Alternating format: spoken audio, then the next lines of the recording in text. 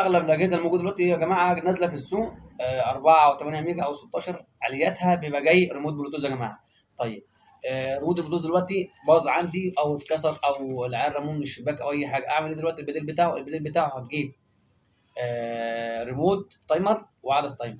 تمام، هيشتغل معاك ان شاء الله الرحمن زي الفل وزي العسل. ده كان فيديو مهم جدا كنت لازم اقوله للناس، لان في ناس كتير بتجينا يا جماعه تقول لي الريموت البلوتوث بتاعه باظ وانا عشان خاطر اجيبه، طيب مش لاقيه موجود هنا، ممكن الاقيه في العتبه، طيب انا مش فاضي اجيبه من العتبه، ويقعد بقى يبقى زعلان ان هو ما يقلبش، انه ما عندوش حاجه تاني بديل تاني. لو كان ريموت واحد، لو ريموتين مع الجهاز ممكن تقلب التاني، طبعا انا ما عنديش دلوقتي، يبقى هتجيب زي ما قلت لك عدس تايمر وريموت تايمر، هيشتغل معاك الجهاز زي الفل. الحاجات دي على اجهزه معينه يا جماعه، مش معينه، مثلا نقول مثلا يعني 20 30% او 50% من الاجهزه اللي بتبقى تايمر او ال ام، ده يشتغل معاها الحل اللي قلت لك عليه. لكن لو جي اكس بعد ساعات مش هيقلب عليه الريموت ده غير لما اجيب له ريموت معين اللي هو بتاعه. لكن اغلب الحاجات اللي موجوده في السوق دلوقتي ال ام وتايمر، ده اكتر نوع موجود في السوق.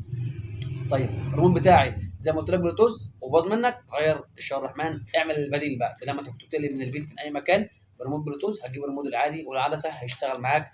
ده كان فيديو مهم جدا كنت حابه اشرحه واقوله للناس، عشان خاطر كتير من النس بيحصل معاها المشكله دي وبتركن الجهاز وبيجيب واحد غيره او تستعمل التاني.